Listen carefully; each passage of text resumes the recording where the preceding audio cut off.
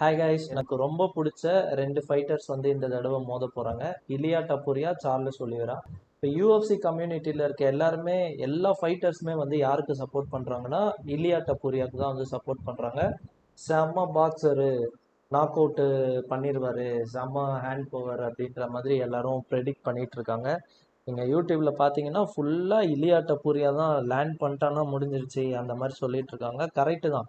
இலியா டப்புரியாக்கு செம்ம hand power, combination செம்மையா அடிக்கிறாரு, கரெக்டா உள்ள பூந்து ஷாட் போடுறாரு. என்னன்னா அவர் இப்போ ரேஞ்சை வந்து உள்ள போகணும். நான் எனக்கு தெரிஞ்சு மேக்ஸ் ஆலவே தான் ரொம்ப ஃபாஸ்டா இருப்பாரு. இப்போ கம்பேரிட்டிவ்லி சார்லஸ் ஒலிவேராவோட கம்பேர் பண்ணா மேக்ஸ் ஆலவே ஃபாஸ்ட்டு. அதே மாதிரி லெக்ஸ் நிறைய யூஸ் பண்ணுவாரு, ஸ்பின்னிங் கிக் பண்ணுவாரு. அந்த மேக்ஸ் ஆலவேவையே வந்து இலியா டப்போரியா உள்ள பூந்து வெயிட் பண்ணி கரெக்டா மூணு காம்பினேஷன், இல்ல சாரி, மூணு பஞ்சு, ரெண்டு பாடி ஷாட்டு, ஒன்னு சின்ல லேண்ட் ஆச்சு, டிகேஓ. எல்லாரும் அதை நாக் அவுட் சொல்றாங்க, அது டிகேஓ தான். டிகேஓ தான் பண்ணாரு. ஏன்னா மேக்ஸ் ஆலவே அம்பையர் கூட பேசிட்டு இருப்பாரு, நீங்க பாருங்க அந்த மேட்ச் இன்னொரு வாட்டி. அது நாக் அவுட் கிடையாது. நாக் அவுட்னா வந்து கான்சியஸே இல்லாம போறது தான் நாக் அவுட். ஆனா எதுக்காக வந்து யூஎஃப்சி அப்படி ப்ரொமோட் பண்ணுதுன்னா, ஒரு ஹைப் ஏற்றணும்ல. எல்லா ஃபைட்டர்ஸும் அன்டிஃபிட்டடாக இருக்காங்கன்னா ஹைப் ஏற்றணுன்றதுக்காக டிகேஓ பண்ணதை டிகேஓன்னு கத்தாம நாக் அவுட் நாக் அவுட் அப்படின்னு கத்தி அது ஒரு பெரிய இதுவாக ப்ரொமோட் பண்ணிட்டாங்க.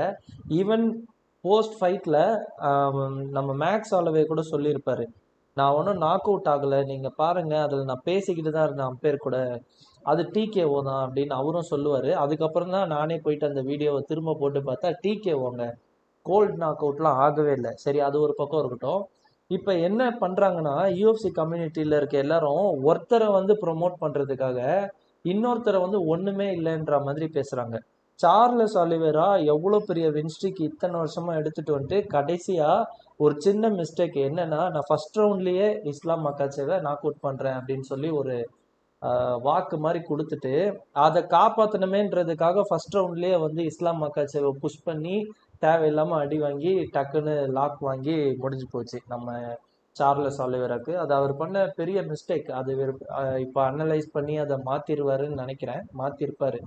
இப்போ என்ன விஷயம்னா, ஒரு தடவை அந்த மாதிரி லாஸ் ஆயிடுச்சு, உடனே அப்படியே சார்லஸ் ஒலிவேராக்கு இருந்த எல்லா ஃபேன்ஸு அந்த ப்ரொமோட் பண்ணுறாங்க பார்த்தீங்களா, அதெல்லாம் அப்படியே யூஎஃப்சியே வந்து கம்மி பண்ணிச்சு. செகண்டு நம்ம ஆர்மன் டப்பூரியா கூட, டப்பூரியாவா, ஆர்மன் கூட வந்து ஃபைட் பண்ணிட்டு, சக்கூரியன் பேர் எனக்கு தெரியல, ஆர்மன் சொல்லலாம், ஆர்மன் கூட வந்து ஃபைட் பண்ணிட்டு அதுலேயும் வந்து செம்ம டாமினண்ட்டாக பண்ணியிருப்பாரு.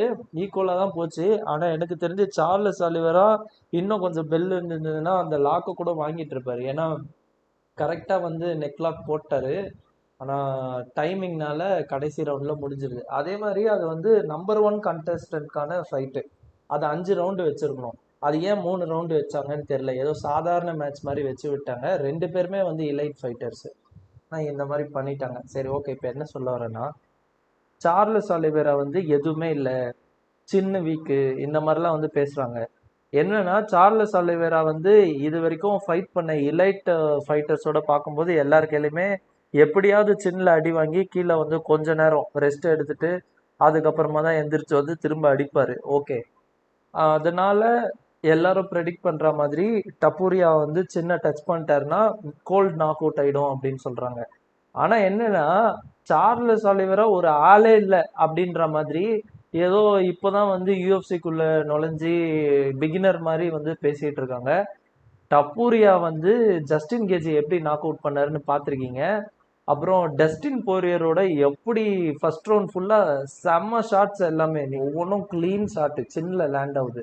அது எல்லாத்தையும் வாங்கி அந்த கை ரெண்டுத்தையும் எடுத்து ஷோல்டர்ல வச்சு புல் பண்ணி அவர் செம்மையா வந்து டிஃபெண்ட் பண்ணியிருக்காரு நம்ம சார்லஸ் ஒலிவேரா. செகண்ட் மேட்ச்ல வந்து ரெஸ்லிங் பண்ணி அப்படி முடிச்சிட்டாரு, கிவ் அப் வாங்கி. ஸோ அவ்வளோ பெரிய ஃபைட்டர்ஸோடலாம் மேட்ச் போட்டுட்டு இவ்வளவு எக்ஸ்பீரியன்ஸோட வர ஒரு ஃபைட்டரை ஒன்றுமே இல்லை, சும்மா வருவான் அவ்வளோதான் முடிஞ்சிடும் அப்படின்ற மாதிரி பேசிகிட்டு இருக்காங்க.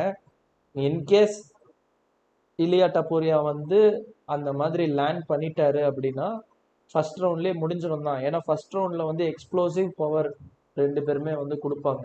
எனக்கு தெரிஞ்சு சார்லஸ் வந்து கரெக்டாக டிஃபெண்ட் பண்ணி ஆடுவார். ஏன்னா அவருக்கு தெரியும் இலியா டப்பூரியாவுக்கு வந்து நாக் அவுட் ஷாட் பவர் இருக்கு அப்படின்னு சொல்லி. நீங்க என்ன திங்க் பண்றீங்க? ஃபர்ஸ்ட் ரவுண்ட்லயே வந்து ஈஸியா ஒரு பிகினரை முடிக்கிற மாதிரி இலியா டபூரியா வந்து சார்லஸ் ஒலிவேரா முடிச்சிருவாரா? இல்ல சார்லஸ் ஒலிவேரா இத்தனை வருஷமா கிட்டத்தட்ட அவ்வளோ ஃபைட் பண்ணி இவ்வளோ பெரிய ப்ரொஃபைல்ல இருக்கவரு என்ன பண்ணுன்றத கரெக்டா கேம் பிளானோட வந்து first round second round defend பண்ணி தேர்ட் பிளானை ரெஸ்லிங்க்கு எடுத்துட்டு போய் எப்படியாவது முடிப்பாரா அப்படின்றத நீங்க சொல்லுங்க கமெண்ட்ல. நான் கேட்குறேன். எனக்கு என்னன்னா சார்லஸ் ஒலிவேரா எதுவுமே இல்லைன்ற மாதிரி நிறைய பேர் கமெண்ட்ஸ்ல போட்டுட்டு இருக்காங்க. அதுக்கு தான் இந்த வீடியோ. See you. Bye.